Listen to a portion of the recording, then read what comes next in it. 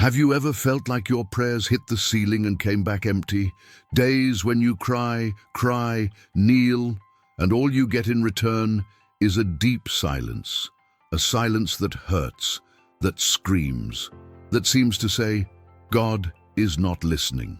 When God is silent, the answer is in Habakkuk, is more than a title. It is an invitation to delve into one of the most painful questions of the human soul.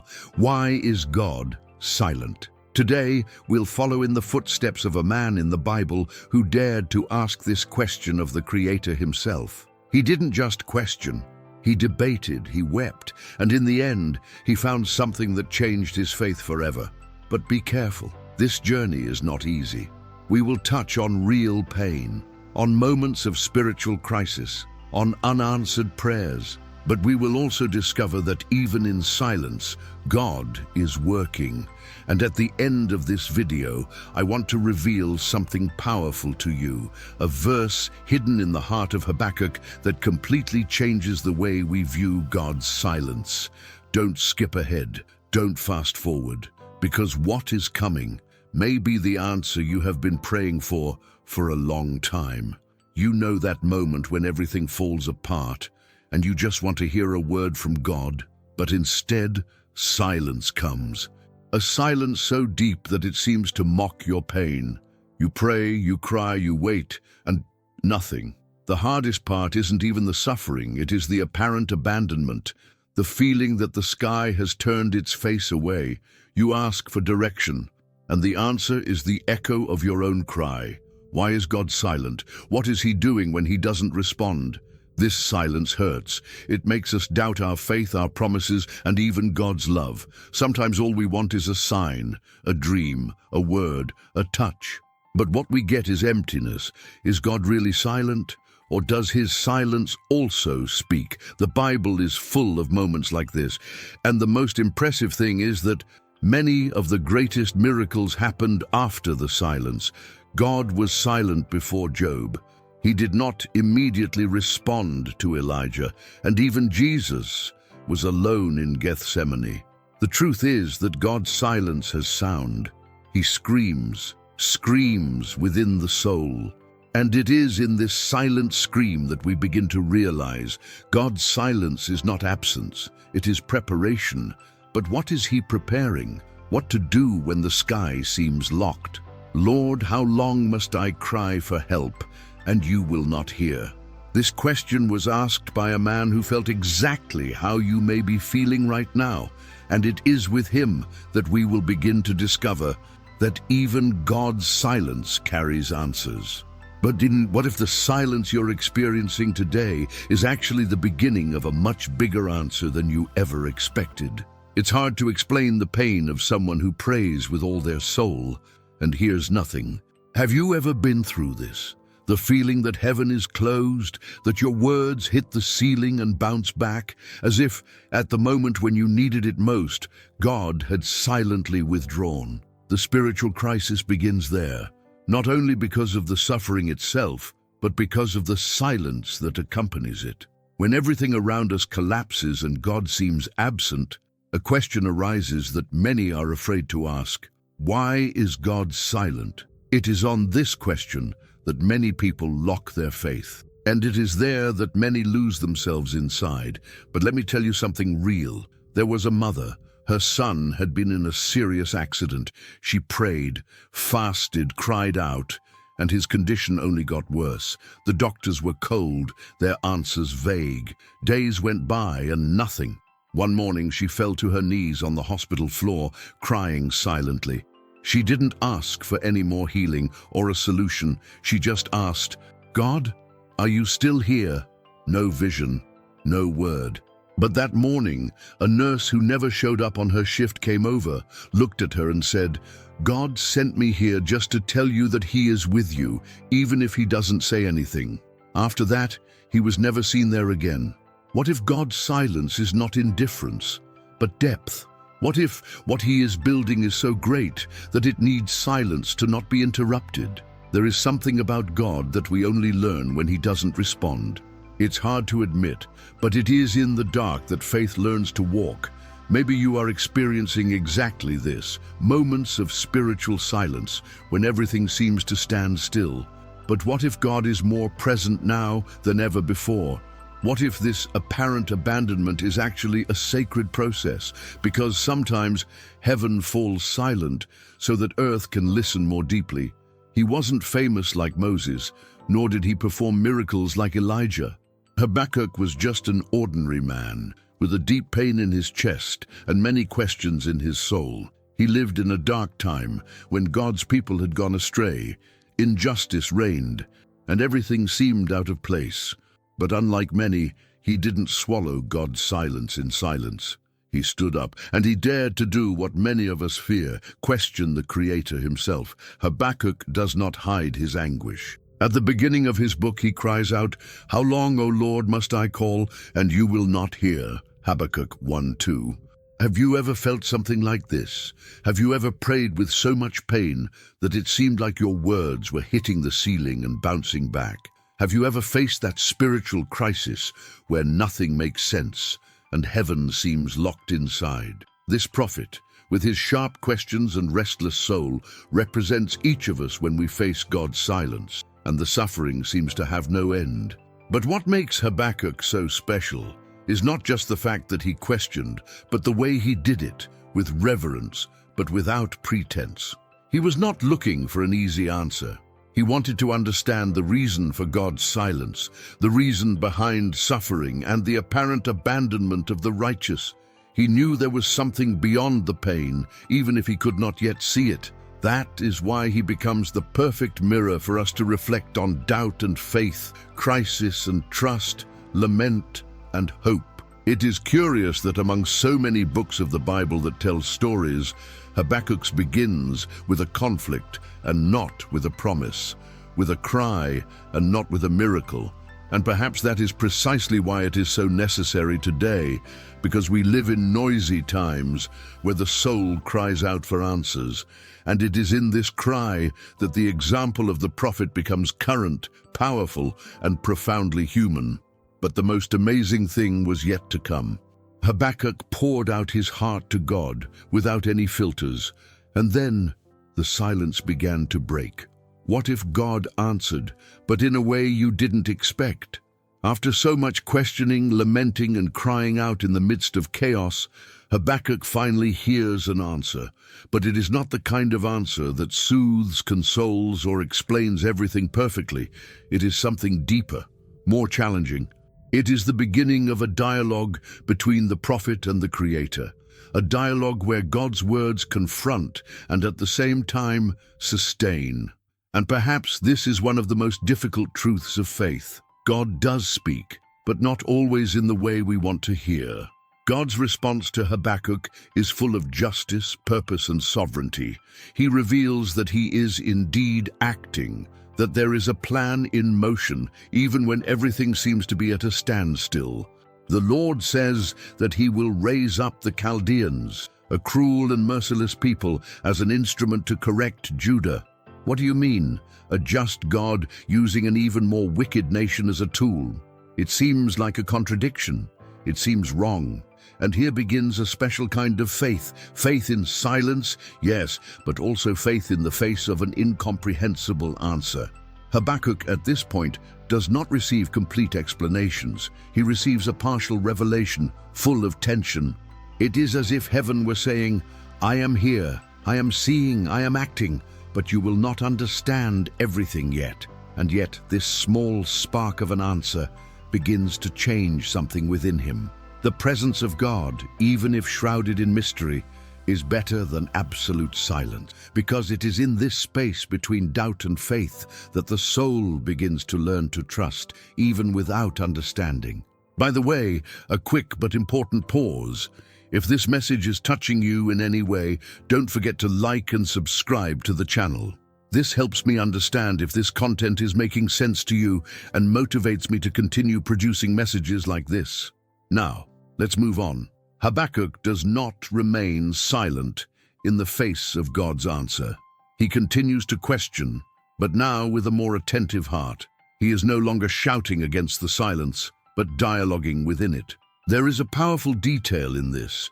When the soul is willing to listen even without understanding, heaven begins to shape our heart. This is how faith matures, and it is in this intense exchange between man and God that a new perspective begins to emerge. But what if the answer you're hoping for is also difficult to accept? Habakkuk listened.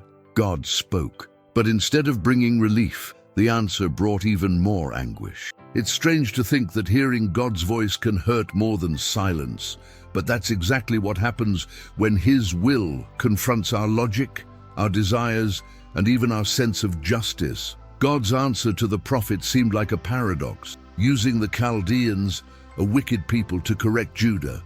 To Habakkuk, this was like exchanging one evil for a greater evil. It was like seeing injustice triumph.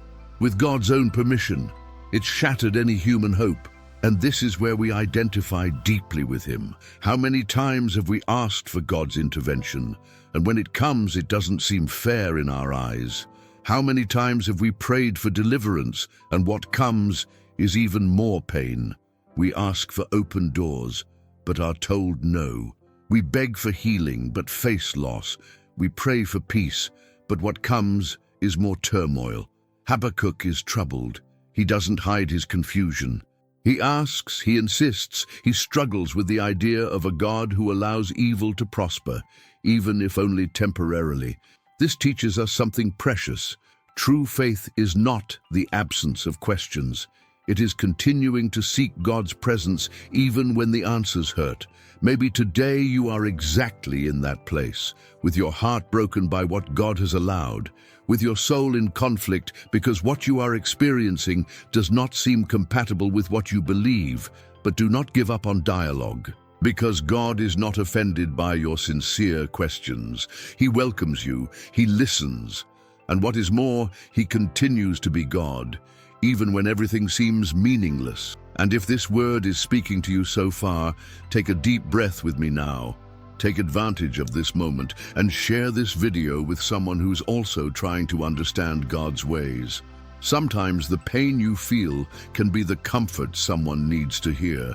Let's be a channel of faith for others together. Habakkuk ends this passage still without all the answers, but something has changed. The sincerity of his confrontation with God is shaping the depth of his faith. He still sees chaos, but now he knows that God is watching. He still doesn't understand, but he is beginning to trust. Because some answers don't come to explain, they come to transform. Have you ever felt that inner struggle between wanting to understand everything and simply trusting? Habakkuk faced this dilemma head-on. He saw that not every answer from God is clear or comfortable, and that sometimes faith needs to be stronger than doubt. This tension between doubt and faith is not a weakness, but an area where God wants to cultivate a special kind of trust. The prophet learned that questioning does not mean doubting God's love, but rather sincerely seeking what is beyond human comprehension. This is what many call persevering in faith, standing firm even when your heart finds no explanation. And it is not easy. Imagine having your mind full of questions and your heart heavy with uncertainty, but still choosing to wait. And do you know what is most impressive? Habakkuk does not reject dialogue. He does not close the door to God, even when he does not understand what is happening. He does not run away from the spiritual crisis. On the contrary, he remains in the presence of the Lord, willing to trust, even without understanding the reason for the suffering and the divine silence. This teaches us a powerful lesson. True faith is born in the midst of the inexplicable. When everything seems confusing, it is precisely at this point that we are called to persevere, to trust that God is working silently even when nothing makes sense to us. Can you see yourself in this story? Have you ever noticed how waiting seems to be one of the hardest parts of faith? Habakkuk teaches us something fundamental. The righteous shall live by faith. Adesi. This phrase is not just a statement, but a promise that has spanned the centuries, saying that justice does not depend on what we see, but on trusting in the unseen. Waiting on God, even without answers, is an act of spiritual courage. In that silence that seemed eternal, the prophet learned that waiting is not passivity.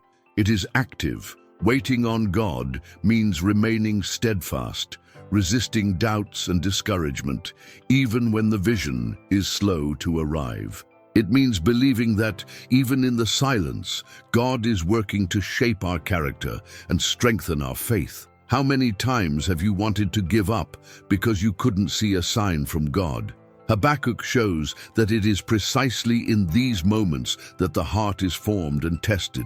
Hope in silence is the light that keeps the flame of faith burning, even in the darkest nights of the soul. Waiting transforms. It prepares the righteous for what is yet to come, even when we do not understand the full purpose of God's silence. This challenges us. How do you deal with your waiting? With anxiety or with calm faith? True faith does not despair in the absence of answers. It persists, trusting that God is working in silence and that final victory is already assured. Have you ever felt like you were frozen in time, like everything around you had frozen while you waited for an answer that never came? God told Habakkuk, "Though it takes time, wait." This instruction is a powerful invitation to be faithful in the process, even when the wait seems endless and the silence weighs on your heart. Waiting in silence is not easy. Uncertainty can consume us, and the temptation to give up is strong. But it is precisely at this moment that faith needs to be strongest. God's promise to Habakkuk is clear. He is present, even when we cannot see him. The purpose of God's silence is to teach us patience, trust, and perseverance. It's like waiting for a harvest that hasn't yet sprouted. You don't see the seeds growing, but you know the earth is working in secret. Spiritual crisis can feel like an empty, meaningless moment, but it's precisely there that God is shaping something greater within us. Have you ever considered that silence can be preparation for a revelation that will change everything? Active waiting is a posture of hope, a confidence that is not shaken by circumstances. This is the key to overcoming moments of spiritual silence and remaining firm in faith. What if you could see this difficult time not as a punishment, but as a divine invitation to grow? That's the message Habakkuk leaves us. Even when vision is delayed, wait. Imagine being in the middle of the desert, without water, without food, surrounded by scarcity and pain. It is in this scenario that Habakkuk ends his journey, not with complaints, but with singing. The climax of his faith is a song in the valley, a profound expression of trust and worship, even when all seems lost. This surprising attitude reveals the strength of faith that does not depend on external circumstances, but springs from the heart that chooses to trust. Habakkuk recognizes that despite suffering and divine silence, God is working in secret. He sees God's voice in the silence, the invisible hand that guides, even when the scenario seems bleak. How often do we feel this way, abandoned and without hope? Habakkuk's song challenges us to look beyond the difficulties and find reasons to praise in the midst of spiritual crisis. It is faith that overcomes silence, that transforms suffering into a reason for praise and spiritual growth. This journey of Habakkuk is an invitation to all of us to find the strength to sing in the valley, to see the hand of God in the silence, and to persevere, trusting that what we do not see now will be revealed in due time. God's silence often feels empty, an absence that generates doubt and anguish. But the profound truth we learn from Habakkuk is that this silence is not a lack, but rather a space where God is preparing something greater. He is not absent. He is working in secret, writing a story that goes beyond our comprehension. In times of spiritual crisis, when prayer seems to go unheard, we are invited to trust in the purpose of God's silence. It is in this pause that He forms character, shapes faith, and teaches hope that overcomes any difficulty. As Romans 8:28 says, we know that in all things God works for the good of those who love Him. Or have you ever noticed that when we least expect it, silence turns into an answer that changes everything? This seemingly empty wait is actually an invitation to grow in perseverance, to trust even without understanding, to have faith in difficult times. Habakkuk leaves us an eternal message. Silence is not the end of the story, but the beginning of a new work of God in each person's life. And this certainty brings hope to those who suffer and struggle, showing that even in silence, God is present, guiding and loving. The word reminds us in Isaiah 41:10, "Do not fear, for I am with you. Do not be dismayed, for I am your God." Today, I invite you to reflect on your own silence, that moment when God seems distant. What is the answer you have been seeking? Could it be that He is preparing something new, a turning point for your life that you cannot yet see? Spiritual crisis, suffering, and divine silence can be doors to deep growth and a more mature faith. Trust that God is writing a story of redemption, where the purpose of silence is to reveal His love and faithfulness. If this video touched your heart, leave a comment telling us about your experience, share it with someone who needs to hear this message, and don't forget to subscribe to the channel so we can walk together on this journey of faith, even when God is silent. Remember, in silence, God is not absent. He is acting, preparing the best for you.